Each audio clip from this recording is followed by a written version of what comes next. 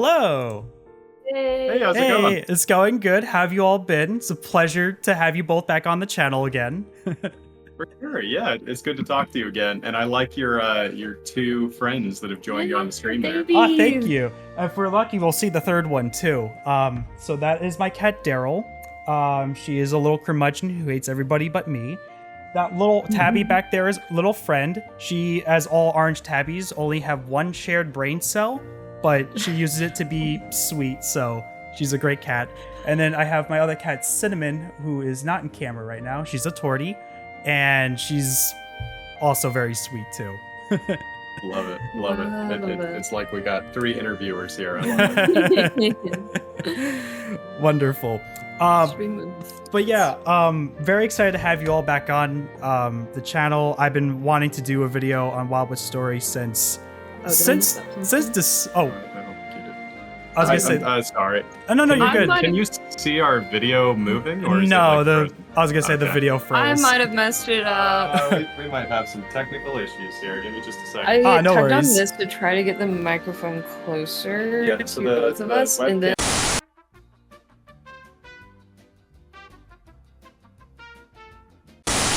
Nice. Drum There we roll! go. I think we Hooray! Yay. We're back. Excellent. Saved. But yeah. Sorry about that. So I forget exactly where I left off, but I was saying before, very excited to have you all on and talk about Wildwood Story today. I've been, without going too far into details, so I actually started writing a script for Wildwood Story. Prepare for an hour-long video essay on it, by the way. So That sounds awesome. So I had a video written back in January, recorded it in February, and then life just kind of happened with work and stuff, so I just didn't have the time for it until, up until like July did I finally get around to like putting the actual review together. But yeah, I'm very excited. I actually, right before we went live here, like recording, I rewatched our old interview just to like refresh my brain on everything. So but yeah, without further ado, we can get started on the interview here. So standard first question, just basic introductions. Tell us all about yourselves, what you do. Yeah, so I'm Tyler Thompson. I go by @FalconDevelops on the internet, on Twitter, and a few other places. And I'm the lead developer for Cattails. And my name is Beka, and I have yet to find a title that encompasses my role for Cattails. It's I tend to be the sounding board for everything. So like some game design stuff. Also, I like to joke that I played the same cat game for 4 years when it comes to like testing the game, like just so like QA all the time. QA, wrote right. some dialogue for characters. I'm mostly just along for the ride, doing all sorts of little things, like finding YouTubers to send keys to, just really random, whatever comes up. So I've yet to find a title for that. Miscellaneous. Miscellaneous. Coordinator. A jack of all trades. Yes, not great at anything, but decent at most. Also same, I feel. But that's wonderful. So my first actual question would be more like, what was it like developing and marketing Wildwood Story? Was there anything that you all wanted to do differently, or like lessons you learned from the first game that you're like, all right, this did not work the first time, let's make sure we don't make these similar mistakes, or kind of like a, hey, I know how to make this better type of thing? Yeah, well, it was certainly different. I think making a sequel to a game is such a blessing because you have the added experience of having gone through it one time already. When we're making the first game, the first Cattails, everything is very experimental. You don't really know what works and what doesn't work. The only thing that you have to rely on for that is what other games have done that you've experienced. So when you're making a direct sequel to a game like that, it's actually kind of fun because I was able to look at every single feature of the first game and try to identify a way improve it, or that I could iterate upon it to make it a little bit better or a little bit bigger. So that was kind of the motto going into Wildwood Story, was like bigger and better. And I think we were able to deliver on that just by picking each piece individually. I was gonna say I could definitely 100% agree on that.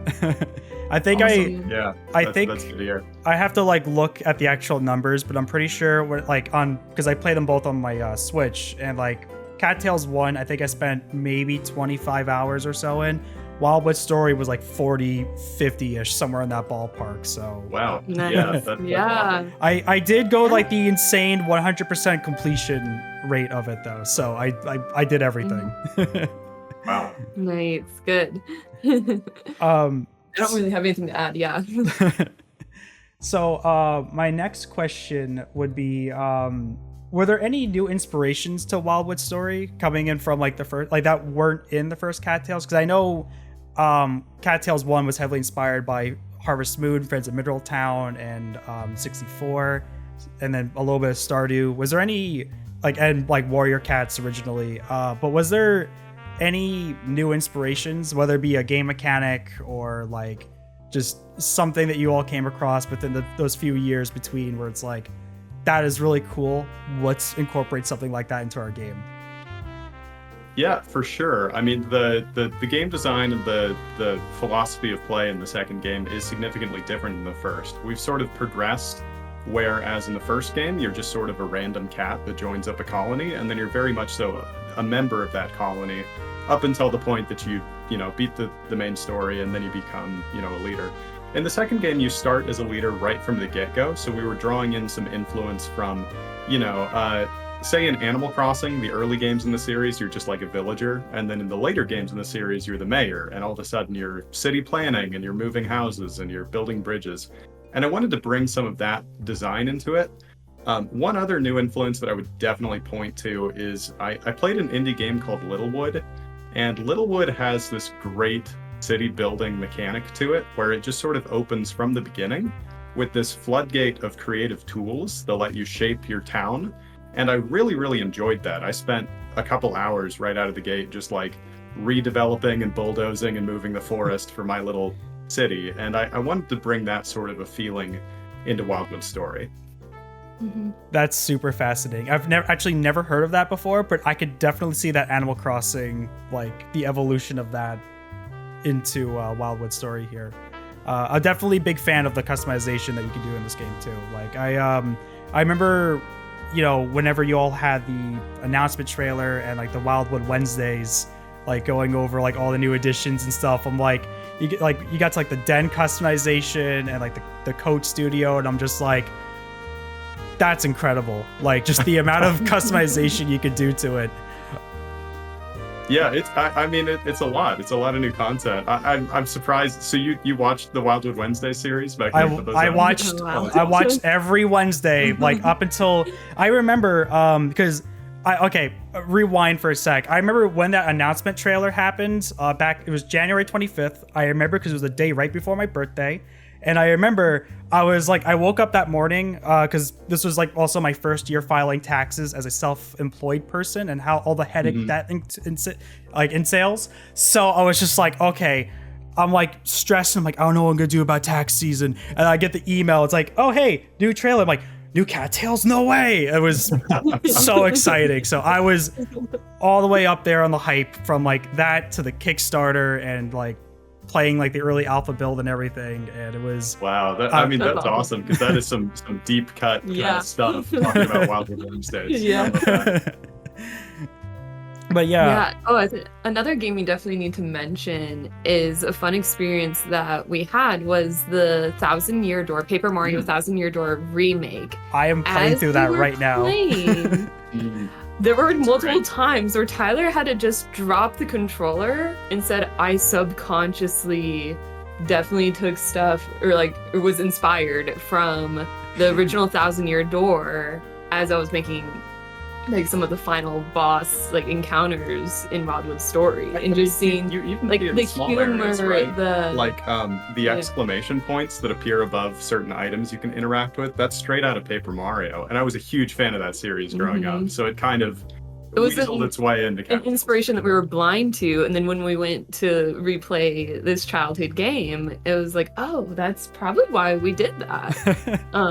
Yeah, because of that. great game. Love Thousand Year Door. That is fascinating. I am actually playing through it for the first. I missed the boat all those years ago, so I have been playing it myself with a buddy of mine, and it's been.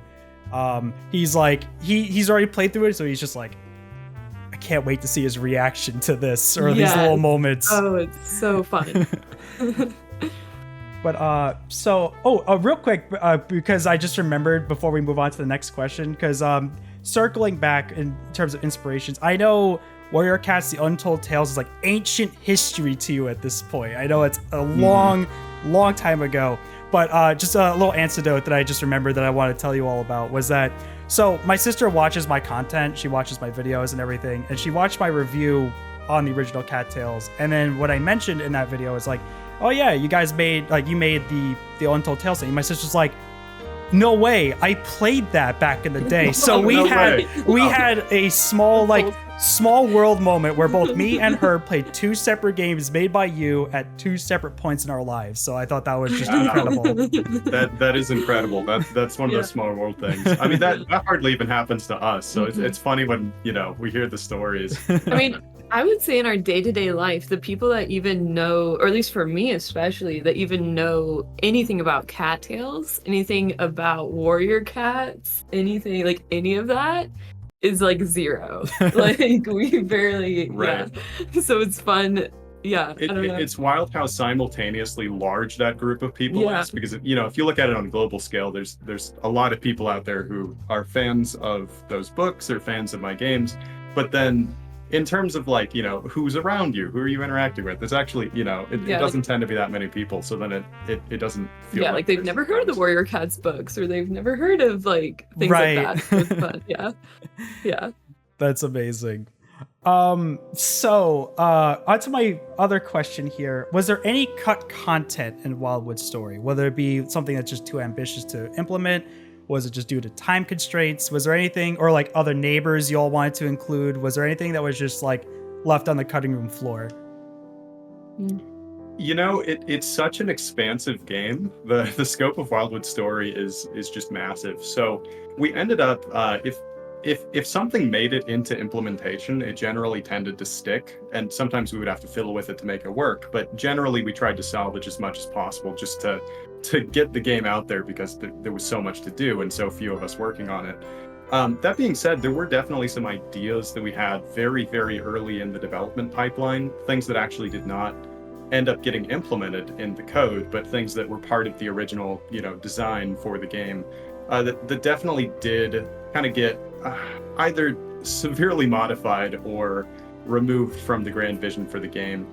In terms of like things that we publicly talk about, I don't think anything was cut. I think everything in Kickstarter and the stretch goals, those are pretty much all there. So I don't think there was ever like an element that we've discussed or that was even coded into the game that didn't sort of survive in one form or another. There is one relic though that I think is a really good story, and that is in Wildwood there are like boss fights. There's a little bit, I don't want to say it's a scary game. I personally would put it under the cozy genre, but it still has those RPG elements.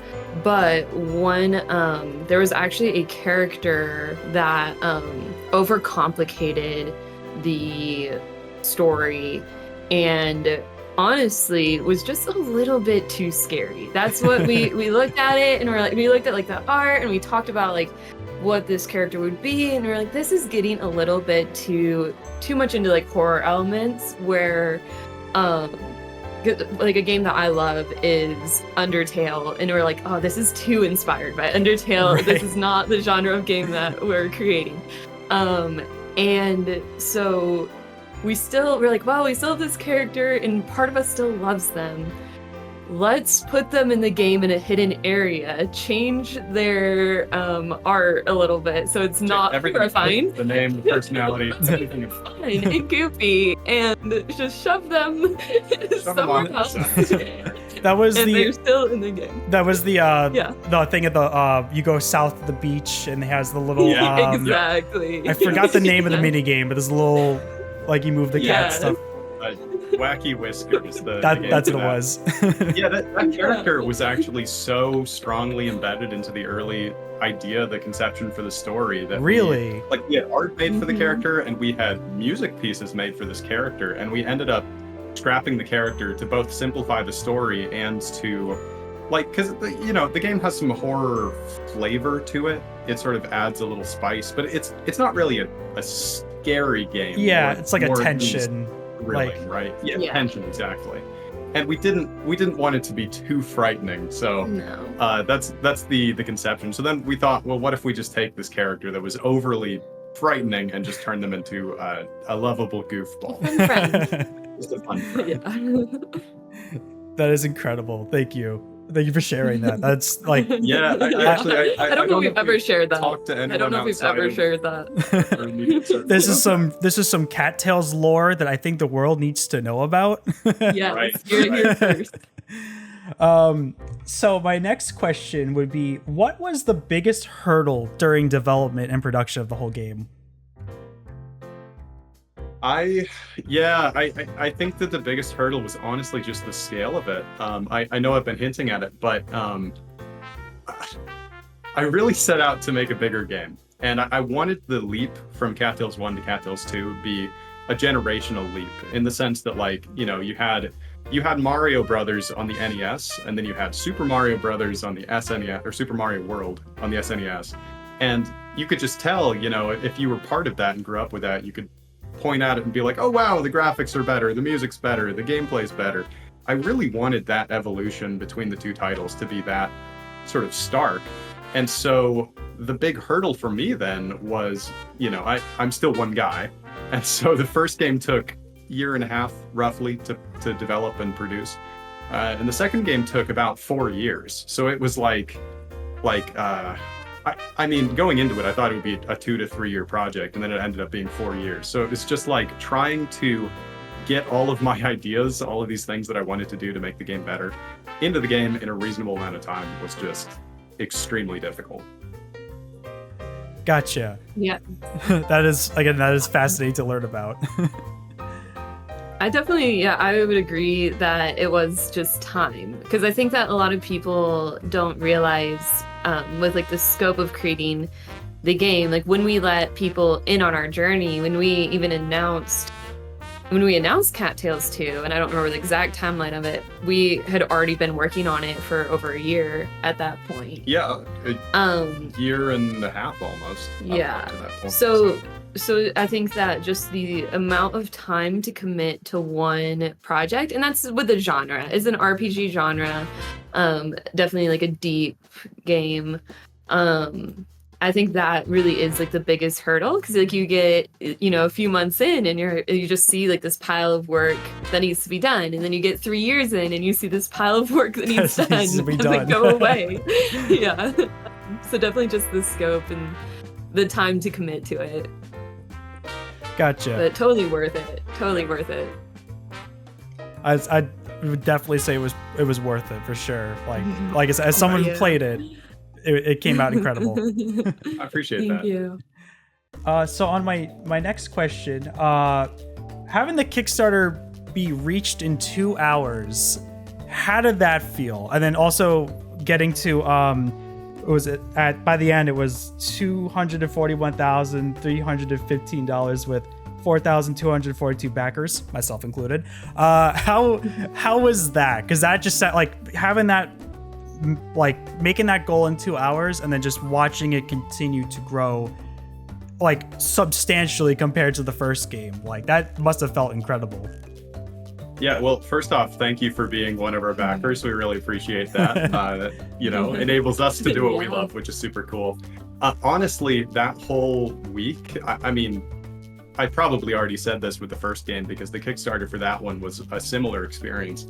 But it's that entire week just it's deleted from your existence because the adrenaline is going and you're not sleeping and you're having trouble eating and all this stuff. And you just have to you kind of have to force yourself to step away and then like be a human for a couple hours, because otherwise you just sit at your computer and you're refreshing the page every 2 Right. seconds and replying to every comment, and it's just nuts. But yeah, I mean, it honestly was a super positive experience. I think that we were very fortunate to have already gone through the entire experience once with the first game, so that we kind of knew what we might expect from sort of the activity level and the amount of being on it that we had to be with the second Kickstarter. So we went into it much more prepared. And regardless, though, I mean, it's one of those things you kind of can't prepare for, because it just ends up being bonkers one way or another, and that's how it was for us. Right. But also For me, it was relief. I just felt like so much relief. Like, thank goodness other people understand what we're trying to do. Well, that was a big part of it, right? Because prior to launching the Kickstarter, we'd been working on the game for like 2 years up to that point, and it was full time for me and it was part time for Beka, and we're pouring all of this effort and love and passion into this thing, and we're just like, what if we launch this Kickstarter and everybody's like, nah, we don't really want a sequel. And then what do you do at that point? So there was this massive relief where it was like, okay, people get where we're going, they understand it, they're as passionate about it as we are, and that was very, very encouraging to see. That's wonderful. The also follow-up question to Kickstarters, were the stretch goals thought up on the spot, or were they like on like the were those like, if we can't implement this, maybe we can make it a stretch goal type of thing? Yeah, so the stretch goals, I made a document, and Beka was a huge part of this. We made a document prior to running the campaign where we had 10 or so stretch goals that we listed out. We kind of ranked them in order of what we would want to see added to the game first. And so we had an idea of where we were going with that for sure. And even like we were talking with some of the contractors we were working with, some of the artists and musicians, about like, hey, if we reach this point, can we do this? Can we get this art? That kind of stuff. So we were preparing for it ahead of time for sure. I don't think we were quite ready for how quickly we ended up hitting some of those stretch goals. So that was wild. Yeah. The early days, there would be a 48-hour period and we hit like 4 stretch goals. And what do you do with that? You got to make new assets to throw up on the page and all this stuff. But we had an idea where we wanted to go with that for sure. I think that the merch was a hard thing to handle as well, because we did have this fear of, so like we're designing these plushes specifically for the Kickstarter. They were a Kickstarter exclusive. Oh yeah! I was gonna ask about the merch in a sec here, but yeah, please go on. We have a lot of merch stories. But we were so worried because we have to, put all this work into designing it, and then you have to purchase them in bulk. And we're thinking, we're gonna run this Kickstarter. What if only like 50 people really want a plushie? Then we're gonna have like 250 plushies, and what do we do with them for the rest of our lives? And then we had to actually contact the company like a week into the Kickstarter and be like, hey, we think we might actually have to order another like bulk order and like figure out more merch for this Kickstarter goal. So that was overwhelming. That must have felt super relieving, where it's like everyone so like, relieving. I saw the Crampy plush and I'm just like, boom, all right, here. I mean, so cool. It's such a cool piece of merchandise. We worked with Dinah Norland, who made the design for the Crampy plush, and then a company called Symbiote Studios who produced it for us. Excellent experiences there all around. That moment when I was holding the Crampy plush in my hands for the first time was just one of those amazing moments in life where you're like, this is, this is from my game. Now it's like physical. Here it is. And I will say, fortunately, we don't have hundreds of Crampy plushes, but there's still a closet in my house to this day that has a couple dozen that are just sort of, in storage. Just right. Little mementos. Much lesser degree. We still have a few too many plushes. But that's wonderful though. The what was my next question? My next question is as a sequel to with a much larger like budget, a much larger like scope for it, was there ever like any worry for player expectations like going into it? Yeah. Do you think you I wanna... mean, I would say that you like hit the nail on the head with that because that was our number one fear. Absolutely. Just with it being a sequel, people like the stage has already been set. People, if they are going to buy Cattails 2, they've probably already heard of Cattails 1. We did want to make it standalone, but like there's already these expectations set where before we could kind of just do what we wanted and find out if it works or not. And you know, there's definitely a little bit almost like more freedom in that. But with everything with Cattails 2, we're just thinking through like how can we meet expectations, not like just we don't want to copy Cattails 1. Like how can we take what we created and expand on it for every individual system in the game? And that's what we did, which like there's pros and cons too of like, wow, that project took a lot. And like if we were to continue, like if we were to make a third one, I don't even know what we would add because like we did so much. There's kind of this inherent problem with sequels, which we ended up running into and trying to navigate, and that is that if you produce something that is substantially similar to what you made before, some people are going to be happy, and then another group of people is going to be like, oh, I already played this game, I don't want this is more of the same. Whereas on the flip side, if you change a bunch of things, then all of a sudden you have one group of people that's saying, great, I love all the new stuff, and you have another group of people that's saying, this is not what I signed up for, this is not the game I played before, I hate it. So we're walking this really delicate line behind how do we change certain aspects of the gameplay and not make everybody upset with us. And I remember like the weeks leading up to the launch of the game, I just remember thinking like, oh, we're gonna get, you know, annihilated on the review score because all these people are gonna be like, I can't believe they removed this character, and I can't believe there's only one colony instead of 3 or whatever. Yeah. You know, just all these thoughts about what are players going to expect and then experience. And fortunately that didn't end up being the case.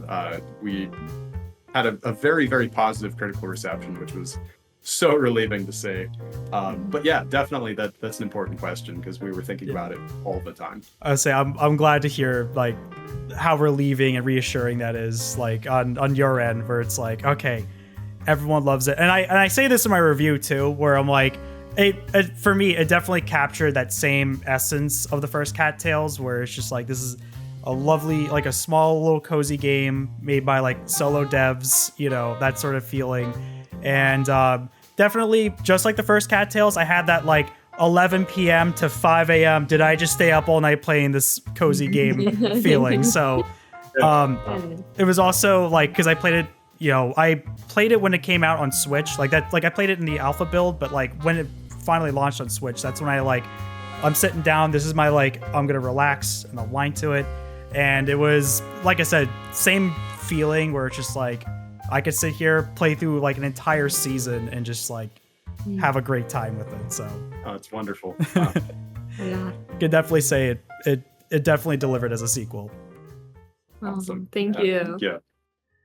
So my next question is, what was it like doing the pixel art this time around? And I remember from one of your posts on the Kickstarter, I saw you have a drawing tablet pen this time, so you didn't do the whole game by mouse, which yes.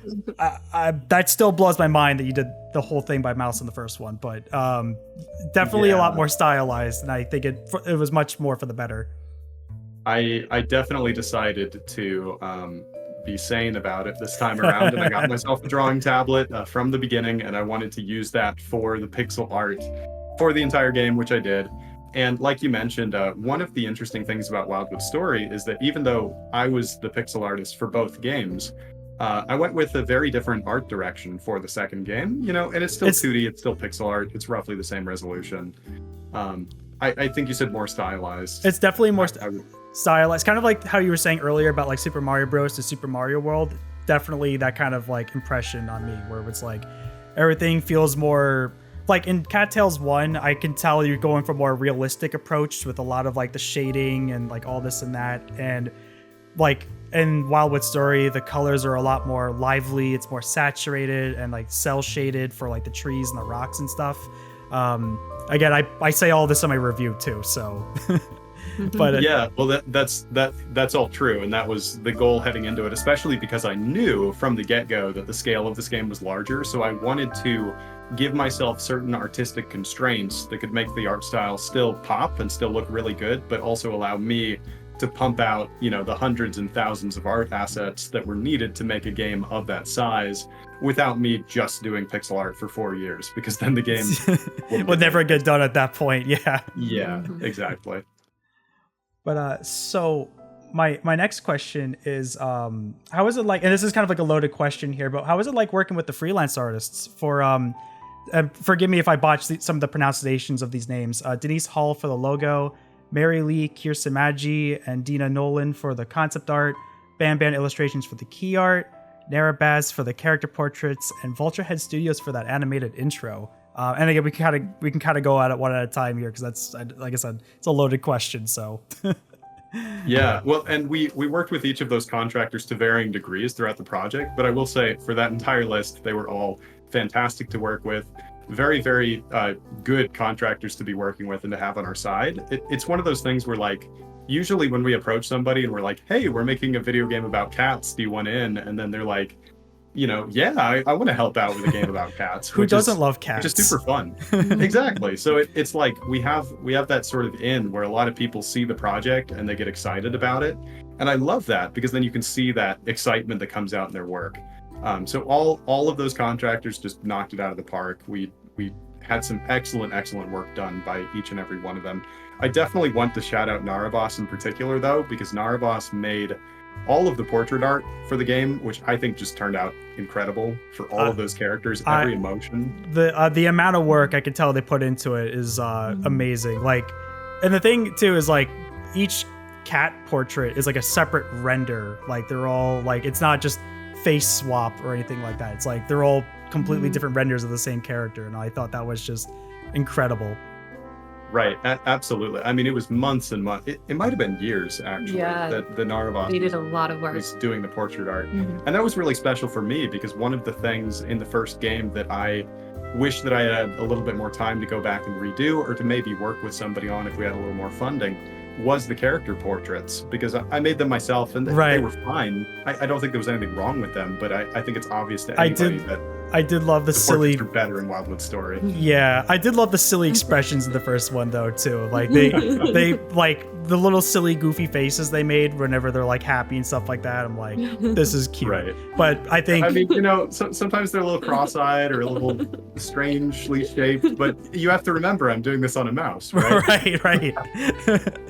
But I do think like the character portraits is like the big like visual overhaul, and I think objectively as like a game, like it blows it out of the water. Like it makes it like you could tell, you see those portraits, like this is a sequel, this is a much enhanced version of the original Cattails.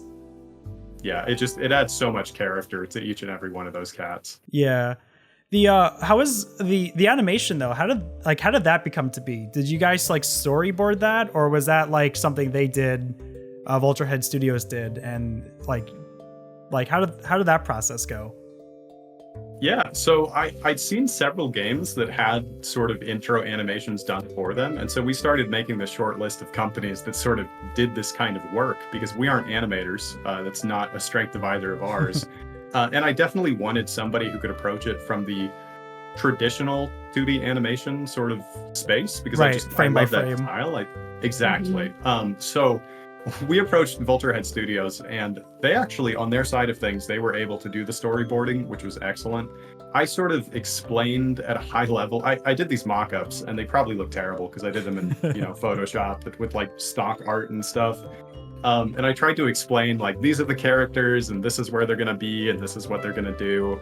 But again, I'm not an animator, so I have very limited experience with things like storyboarding. So somehow they were able to take this Word document that looked like the ravings of a lunatic and translate it into a really, really cool piece of intro animation for the game. So that was a very, very neat process to be able to go through, and then to get that finished product, the rendering of this little mini story and the animation was just really cool, because I think it summarizes the heart of the game and the gameplay loop really well in those couple of seconds of animation. Oh, definitely. Well, that's awesome to hear, though. Onto the music. How was it like working with Tormod, Alex, and Naomi again? Because just like last time, they completely like knocked it out of the park. I absolutely adored the soundtrack a lot. I remember because again, I backed it on Kickstarter, so I got it a little bit early, and I was just like, it's on my walk mix every once in a while. I love it. My favorite tracks would have to be Spring. I have it written down here. It's a tie between Spring 2 and Winter 1. Okay, yeah, both really good. Both tracks. of them are really good. Follow-ups would be Spring 1, Summer 3, and the Festival Autumn because it's spooky.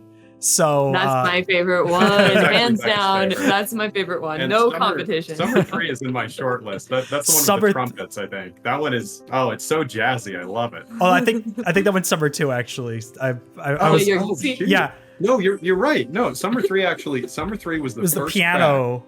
with the piano that Alex does. Summer 3 was the first track that Tormod and Alex completed for the game, and then I think Naomi came in later on that one. And it was actually like a test, right? So like, to give you some history here, I knew as soon as I knew that we were doing a sequel that I wanted to reach out to Tormod to try to get him to do the soundtrack because he just did such an awesome job on the first game. And I sent him an email and I was just like, hey Tormod, are you interested? And he was just like, yeah, we're all in, let's do it. And it was so exciting. So then he started throwing together really fast, like within a week, he started throwing together these demos of what the game might sound like. And I had told him like, yeah, we liked the first game a lot. Here's a couple tracks that we think were really stellar in the first game, and we want to lean into some of those influences, especially like that jazziness a little bit. Yeah. And he was like, okay, let me talk to Alex. We'll see what we can do. He sent me over Summer 3, that first MP3, and I remember just like sitting there listening to it on Skype with just like a goofy grin on my face because it was so good. The warmth and the energy in that track is like exactly what Cattails needs to be. I think that working with them for the creative process was also fantastic for us because I do remember when we first got that track back and we listened to it and our instant response was, we need to make a game worthy of this music. Like they, in a way, like they like inspired us to like bring what we have to the table based off of just how good their work was. It's just like working in, I don't know, different creatives. It really like pushes you to be like, okay, let's meet him. Like, yeah, we had a prototype for the game at the time, which we used to kind of show them like, hey, here's what we're working on, here's what it looks like.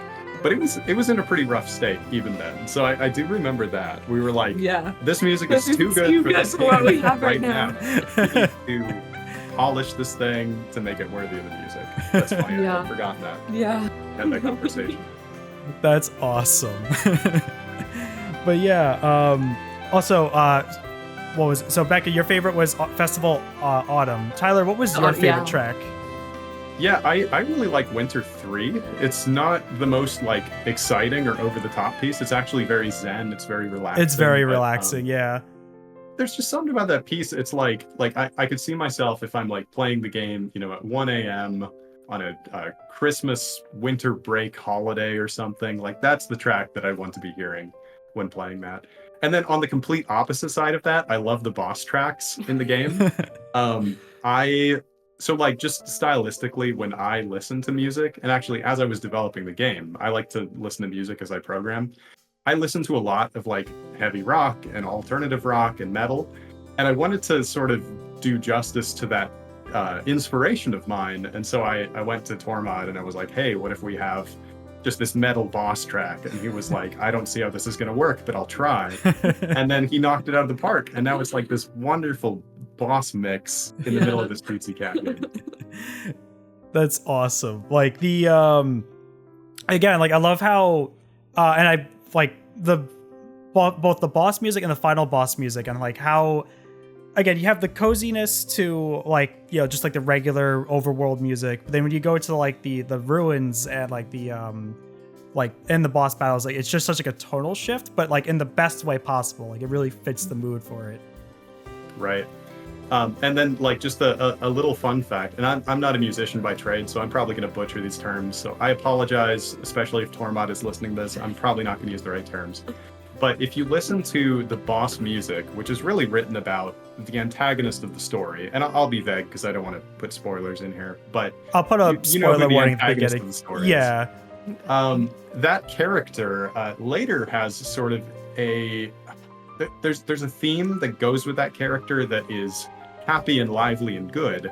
And if you listen to the boss music and you listen to that theme, you can actually see that there is some sort of like a musical inversion going on. It's like the same theme, but it's like minor versus major, something like that. But there's a tonal. There's genius behind it. There's a rhyme to it. There's a reason we didn't make the music ourselves. Exactly. Yeah. That Tormod was able to work into the music. So like, that was fun to see. That is really fascinating. So my next question would be, who was your favorite cat to write for? That's a good question, because some of those cats were an absolute joy to write for, and we wrote a ton of text for the game. I mean, every character is marriageable, so like just the amount of text is right. You have to have like the nuts. Friendship 4 stars, heart 4, like up to 4 stars with different dialogue, and then rings, and then marriage, and then marriage right? stuff. So, like, yeah, every cat's marriageable, and there's unique marriage dialogue for all of them. So Beka did a decent amount of writing on the game. Is there a character that you really enjoyed writing? Yeah, but it was a late game character that I don't want to make too spoily. It's probably the most late game character. It was probably my favorite, but I also loved the kittens. I think that by the time that we got to writing, because that came later in development, at that point, it was like, okay, these are kittens, they're young, we can just have fun with it here. So I really enjoyed that. And then more so than the character dialogues, I loved writing the cutscenes. That was one of my favorite things, especially the rival marriage cutscenes. I really enjoyed, like, ooh, how would these... it's like playing Barbies or something, just thinking like these are all these characters that I created, and like how are they going to get together, and like what would their like romantic relationship look like, and all of that. I enjoyed that. I definitely love the character cutscenes a lot. It makes it like there's a lot happening outside the player's scope, you know? And I loved I'm trying to think of like one of my favorite pairings. I kind of liked Crampy and Talon was one I was not expecting, but I thoroughly enjoyed. Yeah. And I loved Jack. Like it's a little like the little like the there was one lines of dialogue where it's like Jack stares at you blankly, oh no, or something like that. I don't remember the words verbatim. Jack was so fun to write for. So if you not only had Crampy and Talon get together, but you met Jack, I mean, you really did do everything in the game. Yeah. That's I wild. 4-star friended every cat. So and Beka wrote most of the kitten dialogue for most of the kittens that are in the game, and it was kind of like that, like kids say the darndest thing kind of motif. It was so fun because it's you can really like. I think there was one like the player's kitten just like will tell you exactly what time it is. Like it's 9:00, and that's just all that they'll say. like. I don't know, it's 5:30 a.m. Yeah, just like, okay, thanks, bud. Like, I don't know. I had the most fun with the kittens for sure. Yeah, that was cute. Yeah. I like writing for some of the characters that are sort of different than the mainstream characters, especially the ones that have some sharp edges to them, are fun to write because you have to find ways to sort of cleverly insult the player, which is it sounds not nice, but it's fun to write. Right, I really enjoyed Talon was one of them. And Charlotte as well. Very, very fun to write. Yeah. I would say, so my favorite character and who I ended up marrying was Ember. I felt bad for like the trauma that they were going through, and I'm like, they deserve to be loved. So and Ember is a sweetie, so that's a good pick. Great pick. And then you get to be Spark's grandparent, foster Sorry, or step parent. Step parent. Yeah, step parent. Yeah. So I feel like I got the good end on that. Follow-up question: as a cat person to other cat people, would Elli and Buttercup's personality sync up to their IRL counterparts if they could speak English? Not anymore, actually. So which is a weird answer, Buttercup has become very confident in the past year. And so when we wrote them in game, Buttercup is very timid and shy and very hesitant. We do not know why. We've had Buttercup how many years now? At least several years. 5 years at least. Probably 5 years. And just in the past year, like, she will just strut around, come straight up to you and meow at you, which is really, really great to see as a cat parent, to see like that growth, and very unexpected. You should never have expectations of, oh, my shy cat is going to some magically day be social like this. But you know, and I think it's actually true of Elli as well, because when we started writing Elli's character, we thought, oh, like Ellie's this super hyper friendly cat, just like chill, good to be around, friendly. And Elli still is very social, but Elli is a calico, and calicos can be rather sassy. I know it's a stereotype, but it's true of our Elli as well. So actually, by the time that we started writing the rival kittens, Elli really, in the IRL. game, IRL Elli is a little bit different. Okay. Elli in the game has a child named Aster, who is the child of Elli and Champ. And Aster has more of that sassy kind of self-importance Yeah, self-important aspect to it that we actually were able to pull from how Elli in real life kind of is now. Like she's the queen of the house, right? And then we were able to put that into Aster in the game. That's really cool. So my next question would be, if you could bring back one cat from Cattails 1, who would it be?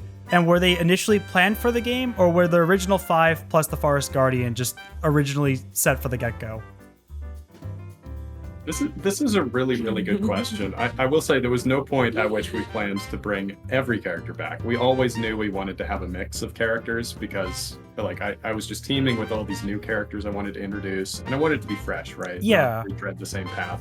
But it needed to be referential to the old game as well. So we kind of landed on the idea that we would pick one character from each of the colonies in the original game. And so we did that with Ember, and then with Jag. Coco came back, and... who's not part of the colonies. Jag as well. And Crampy. And then, Crampy from the... And then Elli and Coco were like the kind of neutral party.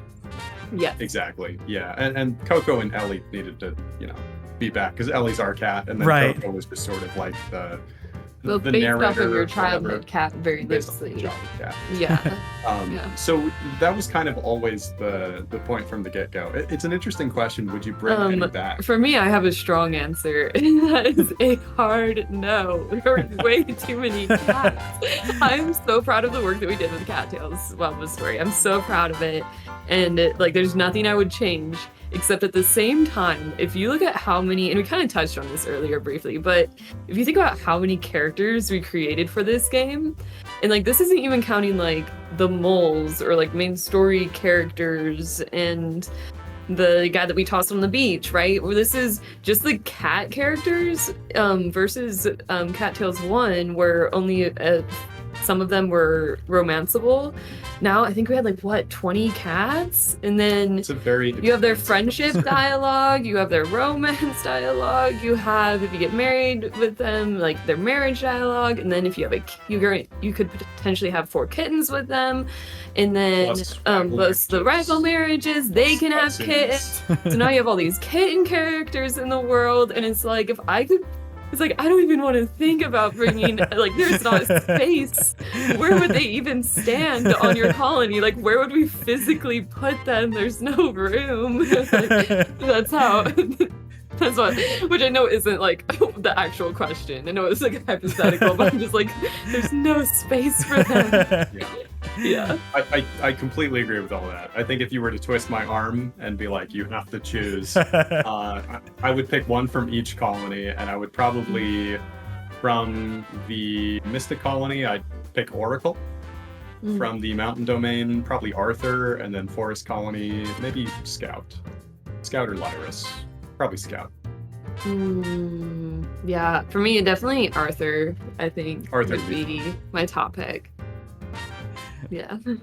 That's awesome. So the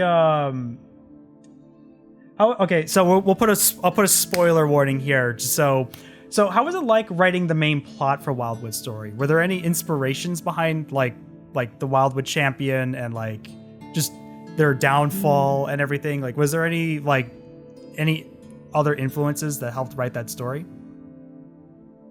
Yes, we already touched on the Paper Mario influence a little bit. I think you really can see this actually in the final sequence of the game, which is when you reach the final boss. And I won't go into too much. You don't want to spoil You don't want to spoil the game that he's currently playing either. You gotta be careful. All that I'll say is that if you were to sort of do a study of those two sequences side by side, you might see similarities. For sure, because that was kind of an influence. But writing the story was fun because I started from a place where I kind of knew the flavor that I wanted to give it. I knew the theme that I wanted to give it and how it was going to be different than the previous game. And that was that I wanted to lean into this almost like this Lovecraftian kind of feel, right? Like this cosmic horror kind of element to it. I thought was really fun to mix in with the cozy cat vibes because they're so different. The contrast there is fun to pick at. Right. So we started from that place and we invented a character that could give us that. And then from there, it was all about finding the themes that made that character really work and resonate with the world. So to me, that was, these themes of finding community versus isolation and how, friendship and love and all of that can kind of work together to overcome those difficulties. So I really, really enjoyed writing that story. That is excellent to hear. Thank you. So got a bit of a tangent here. We're gonna step from talking about Wildwood for a moment. Beka, I have a question for you. How's your progress with Her Own Game been? Because I remember, so when we had our interview like almost 4 years ago at this point, because I remember you talked about it. I didn't get to read I don't know if the blog is still available, but I remember you talked about it, and then I read the blog after our interview, and I'm like, I wish I got to ask questions about this because I thought it was super fascinating to read. So. And then I did look at it the other day, and I know now it's an itch.io page, which I got to check out the Dogatachi, or I think Tamagog. Yeah. Yes. So yep. my question is, how has your progress and your story been with Her Own Game? And a follow-up question would be, what advice would you give to all the women and girls out there who are watching this, who love video games, who want to get into programming and kind of show the scumbag guys who are like, girls can't do that. So spotlight's on you. Please brag about it. Oh my gosh. Yeah. I mean, as for advice, I've yet to figure it out. I really have. So that was a good description of what Her Own Game and all the different forms that it has taken, because for a while it was a blog, and I even had stories in there of actual things that like have happened to me as a woman in game dev. And it's definitely been a journey with Cattails specifically too. My role that we explained at the beginning of this interview is a little different. I did study computer science. I am pretty good at programming, but I actually didn't touch the code for either of these projects. And so Her Own Game has been kind of my space to experiment and find a voice outside of the Cattails games. So for a while I did have a blog that was out there. The reason that doesn't exist right now is I got tired of paying for Squarespace is what I was using for the blog posts. And I'm like, I don't need these out here anymore. But right now it is linked to my itch.io page. And so the current status of that is interesting because it has been 3 years. For a while, my focus was working on a game about dog walking, and it'd be something kind of like Paper Mario, or not Paper Mario, sorry, Paperboy. Sorry, we were just talking about Paper Mario. We were just talking about Paper Mario, so Paperboy, very, very different game. I might even argue about which one's better. No, I love Paperboy. I love being a good arcade classic. Paperboy's great. But that's something, I guess, advice for creatives is that it's okay to scratch projects. That's something that my passion started to dwindle, and sometimes when you hit that as a creative, your options are to persevere, continue, or to let that project go. And in retrospect, with the timing of everything with Cattails and what I'm working on now, I'm very thankful that I scratched that project. And that's something too that we don't talk about often, is between Cattails 1 and Cattails Wildwood Story, there were actually multiple projects that we started, tested out. There's code that was written, there's art that was done for things that we decided this isn't it. And so that's something that I experienced a lot with Her Own Game. And right now I actually am working on stuff, but I'm not working on it super publicly. I'm not really using the platform. I think that something that is really weird about working on Cattails is that it is something like this is the main team, like this is us. That Cattails is it's our passion, but it's also our job, it's our career, it is our source of income. So with that, there's definitely a lot of stress and thinking about a commercial project and publishing, and the sales and the numbers is an unfortunate thing that we have to consider. And where I'm at with Her Own Game is I've been just experimenting and programming and creating for fun and not really publishing much publicly. So I know that was a very long answer. I didn't mean to take up a lot of time with that. That was perfect. Thank you. Yeah. So I know like I have friends that see me on like Ace Sprite, if you're friends with me on Steam, you see me popping in there, working on stuff, pixel art. The tablet is actually in my office right now, the drawing tablet. So definitely just exploring it, still finding my own voice. And I don't know what I don't really even want to like commit to anything or say like right now I'm working on a bigger project, but I'm not even ready to say that this is going to be it, because again, with like the creative process, it's like maybe in a year I'll scrap this too and I'll enjoy creating it. So it's been a really like healthy, like great thing for me. So yeah. That is wonderful. Thank you for sharing that with us. So sorry that was such a long answer. No need to apologize. That was great. So, and I guess we kind of already touched on this question in a way, but like in retrospect, granted the game's been out for almost a year now at this point, would there have been any changes to Wildwood Story, whether like something you guys would have been like, oh, maybe that could have been done differently, or like were there anything that you would have done differently since the game has come out? That's a very, very good question. It really is a game where I feel like, 9 out of 10 things I look at it and I'm extremely proud of what we're able to accomplish and just really, really happy with how it came together.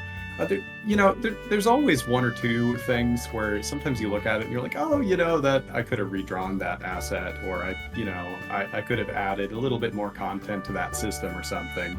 But honestly, something that I've really been working on post Wildwood Story is almost tabling some of those thoughts, because you end up in this spot where you could just end up tinkering endlessly on the same game. And sometimes it's hard to kind of shut that down so that you're freed up for other ideas and other projects and just moving on with your life and into other passions that you're, interested in pursuing. So it really, yeah, I wouldn't say it's a perfect game, but I'm extremely proud of where it's at. So no, I don't know that I would really change anything today. Yeah, and I think that this might be getting into more deeper stuff, but for me, it would be less about the actual game itself, like things that I would change about the game, and more about the development cycle, like maybe taking a year, like an extra year on it and working slower than the pace that we worked on, or just trying to find, I think that's something that we're both ambitious people that loved, like, and we're so like thankful for the opportunity to be game developers, loved working on the game, but also it's so hard when you care about something so much that it kind of encompasses your life. Like, you, even outside of work hours, you're thinking about it and just figuring out how to have better like boundaries around like mental rest. And because now it's a year out, and what we found after launching it on Switch, like those, especially those last few months of development, I have no idea how many hours we were working. There are parts of our lives that we look back, just to be really real about it, that we look back on. It was kind of a blur because we were so focused on the game, which we're so proud and thankful to have done. And then now we've had to take time to take a rest from game development to, figure out how do we combat burnout and things like that. So I think that's something that, like, as game developers, as we continue to grow as developers, just figuring out, and that's something I want to say publicly too, because a lot of creatives, so like YouTubers, Twitch streamers, all of that, it's a very common things to just be conscious of. Yeah, I was gonna say mental health is very important. I've had my own, without going too deep into it, I had work for one of my jobs kind of overshadowed my life for the most part, so it took a lot of time away from me to make YouTube content and art and all that. So basically dealing with burnout, and it does suck. Exactly. Yeah, that's a huge part of what we've been learning to sort of navigate around. I do think one of the procedural issues with the development of the game that I would change, that isn't the game, but it's how we approached it. We had a very, very demanding schedule, which was monthly updates every month for over a year. I was about to say, it was insane how every month there was here's the rival marriages now added. A month later, the mines are now expanded. I'm just do they sleep? It was so difficult to just keep pumping it out every month. I think it would have been smarter, if we had done maybe quarterly updates as opposed to every month. But in the beginning, I was so excited about it. I just wanted to get all that stuff out there. And then you get 3 months in and you're like, oh no, have I set this dangerous precedence? Yeah, expectations. No, this might be what people expect now. We need to make sure that we don't, and especially with the Kickstarter being successful, it's we don't want to let these people down now. We want to make sure that we provide for them. Yeah, so. I've personally contributed to Kickstarter campaigns that ended up basically being scams, and so that's a big part of my ethos, is that I don't ever want somebody to feel like they're not getting my best if they're putting themselves out there and supporting my work. Right. It's fine for a time, but then you just you run yourself dry. So definitely there's some things that we could have changed with the structure of how we did things. Yeah. But thank you for sharing that. So my next question is, do you guys have any questions for me? Yeah, for sure. I mean, one of the things that I end up doing a lot, and Beka does as well, is that once we get towards the end of developing a game, we switch hats and we put on the publisher hat, and now we're trying to interact with influencers, and those can be, YouTubers such as yourself, TikTok influencers, people on Instagram, all over the place. Right. And then you guys, you make content based on the games that me and my fellow developers make, which is super, super cool. And there's this wonderful symbiotic relationship. But I'm just curious, and this is something that I ask a lot of influencers, but is there one thing that you wish on your side of the equation that game developers and game publishers knew prior to getting in contact with you? That's a good question. I don't really know if I have a proper answer for that. Okay, so when you guys emailed me the Steam key eons ago, back when right before the Kickstarter went live, I was oh my gosh, that was, to me, I'm that's I was not expecting that, and it was just this is awesome. Thank you. I remember literally, I think I was working a wedding that same day, and I was telling my buddy who I work with, I'm yeah, you remember when I did that video on Cattails? And he's yeah, I remember that. And he's yeah, the developer just sent me a key. That is so, that was that. And then I also remember, and I feel like I said this earlier and I don't fully remember, but I do remember, I think it was the second dev live stream where, because I was in chat in that stream, and I remember you mentioned, Tyler, I remember you mentioned that I helped influence Knockback as a mechanic, and I'm just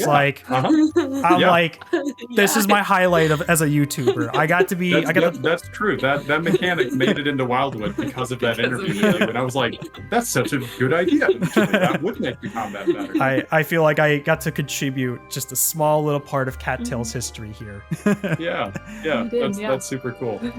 But to answer your question though, I don't really how you all did it with regarding to email and me. That I thought that was just perfect. So, but I wish I had a much more like clever answer to your question. So Yeah, no, we put you on the mean, spot. Yeah, kind of put you on the spot. Well, then I have a much more lighthearted answer, which is that I'm looking at your guitars in the background. One of the things that that I've been doing post releasing Wildwood Story is just trying to find like new passions to kind of like pick up and new artistic things to enjoy. And one of those things is I've been teaching myself guitar, and I'm only like 5 months into it. But do you play guitar? Not a lot. It's okay. So to be honest, those two guitars in the back, they're actually my brother's and my dad's. I do, however, gotcha. I could pretend to be really cool and say, yes, I know how to play guitar, and like I'm so skilled. I did learn kind of similar to how you're saying you just learn how to play guitar. So last year, I self-taught myself. Like there's a bunch. I used the website Udemy a lot to like teach myself things. Super helpful resource in terms of like it's done more for me than 4.5 years of art school. To be perfectly honest, but I did take a course on like video game music composing, and like not that I made anything like spectacular, but I'm like before that I had like minimal music background, so I'm just like learning something new is always just like learning a new skill, like something you've always wanted to do but never did before. Such a rewarding experience for sure. Yeah, for sure. Well, that's awesome. I mean, that's a great skill to learn. I love that, and I appreciate the candidacy as well. That's fascinating. Thank you. So, so my last question, and I remember from our last interview, my last question is going to be, what advice would you give to any aspiring game developers out there? I do remember I asked this question to you all during our first interview. But yeah, because I remember you all mentioned about like working with other people, working with other like artists, musicians, and like taking the steps to learn, like for example, into game development, maybe take like a programming course or something. So I was wondering if you had any new advice to give to any aspiring game devs out there. Yeah, I recently had the opportunity to speak to a group of college students on this sort of topic of just like what advice, because they were all game design students or, you know, in some form of a game development program. And the advice that I gave them, which I still stand by pretty strongly, is you just kind of have to dig into what you're most passionate about, and you have to think about not what everybody else is doing, right? There's kind of this rush right now to look at, go to Steam and sort by what the top 20 best-selling games are, and then just copy those or find that genre and then do that, because you'll make $1 billion if you do it or whatever. There's like no passion behind that. Yeah, right. And that, that works for some people, and that's fine. To me, the thing that gets me excited, the reason that, I get out of bed in the morning, is I have passions that make me a unique individual, and I have sort of a unique upbringing and different influences in my life, different books and movies and music that I've enjoyed over the years. And I sort of want to take all of that and meld it together into this like new creation that's sort of, welded from all of those disparate parts. And I find that so interesting. And so it's kind of one of those things where if you look at it and you're like, oh, a game where you play as a cat and live in the woods and it's a life sim game, but it's kind of a city builder, like that sounds bizarre on its surface, and that sounds really niche. Right. But the thing is, like, if you think it's interesting, then the internet is vast, and you're going to find other people out there that think that it's fun to play as well. So that would be my advice, is just lean into those passions, and you will find an audience. If it's fun to you, it's going to be fun to somebody else. Yeah, and I think, like what you're saying is that everybody has individuality. Like if you were to make a cat game versus if you took 10 other people and you said, like, make a cat game where you're a cat in the wilderness, you hunt, whatever, in a paragraph, all 10 games are going to look completely different. Mm-hmm. And so don't be afraid to create, because your own individuality, your own unique experience will shine through. So I just think, just creating, don't be afraid to create. It's going to be unique because you're unique. That is wonderful advice. Thank you for that. And then, so to wrap up here, any last thoughts? Any thing you want to plug in or something? Anything you want to talk about before we wrap up here? Well, first off, I did want to say, has it really been almost It's 4 been years since the last interview? it was like Wow. early January, like I think it was like Wow. 2021. So yeah, it's been almost 4 years now, which is insane to long think time. about. That Yeah, time that's- has absolutely flown. I had no idea. I mean, That's I'm still wild. convinced that 2019 was only 1 year ago. So we're all stuck I in this know. time Same. It loop. feels like- yeah, exactly. Same. But I did also want to say on behalf of both of us that we really appreciate you reaching out and wanting to interview us. Oh, of course. It's very humbling, and thanks for the kind words about the game too. That means a lot. Of course. Thank you again. Thank you both so much for both this interview and the initial interview back when I only had 47 subscribers, which is insane to think about. But seriously, thank you. You guys are the first developers I got to interview and the first developers who sent me something, and it was, that's just awesome. So seriously, from the bottom of my heart, thank you both. I truly appreciate. And I mean, the subscriber thing, that's clearly not a mark of quality, because the content that you produce, the review that you gave Cattails, is honestly one of the best videos that we experienced, just sort of watching it and Aw. getting feedback on the game. That's an honor. Thank you. Yeah. We've there's people in our lives that don't play video games, and we shared your video with them, and they're like, I think I almost understand what you do now. And so, Yeah, my I wasn't mom. gonna say who it was. My I mom wasn't watched gonna. your video. I was not gonna throw her under the bus and say she who it was. probably watches this interview or whatever. But my mom watched the video and she was like, I think I get it. I think I understand. I Cattails." understand what your game So, is now. Excellent work with that one. Thank you. Seriously, that's an honor. Thank you. But I guess real quick before we wrap up today, I would like to send you guys some art that I made for my video for Wildwood Story. I'm sure. One sec here. Where did I put it? I put it under. One sec here. I remember the review video and also the interview. There was some custom art for the thumbnail maybe Yeah. on those, which was really fun because there was a speed paint or something that was overlaid into I the was video. I'm so sad. So last year my hard drive exploded and I lost all my original recording footage. And I was I really wanted to put a speed paint of that video, that and all my other videos together, basically. But that's kind of gone to the wind. But I do have, however, so I just posted. That's amazing. Oh my god. That's really, really well done. Thank you. So cool. Wow, Appreciate I that. love the perspective in it. It's not something that we get to see in the games, so that's neat. It's almost like first person. Thank you. Oh, that's incredible. I had a Very, lot very of fun putting that together. Beautiful. Thank you for sharing The that. shadows. course. Oh, I love it. So cool. But It's yeah, I'm gonna put as my background on my computer. That is so cool. Oh, wow. And it's got a high resolution of that fresco on the back wall. Yeah. The colony drying out, the drought. Yeah. That's amazing. thank you. It was, like I said, it was a lot of fun to put together. I think I'd put the other thing too was I was kind of going through art block at the time of drawing through it. So it was about I think it was 20 hours in total altogether. But I was very pleased on how this turned out. Wow. It's the first. You Absolutely. can tell. It's Is this your cat? And That is Amber? my cat Daryl. Yeah. If you saw her earlier, she was chilling with me over here. So Yeah, that is. I thought I recognized the cat. That's awesome. Love it. But Tyler, Beka, I want to thank you both again so much for your time today. Truly appreciate it. And I'm hoping to have this interview and the review. I'm gonna have them just like last time, both upload simultaneously. I'm hoping to have this done sometime mid-October-ish. But I will definitely keep you both posted whenever it goes live. Sure. Yeah. Awesome. Please do. We would love to check it out if you could send a link once those are up. Will do. Yeah, I'd love to see it. And thanks again Cool. for the opportunity. This was fun. Yeah. This was a lot of fun. Alrighty, you guys. Thank you so much. Stay safe and take care. All right. Bye.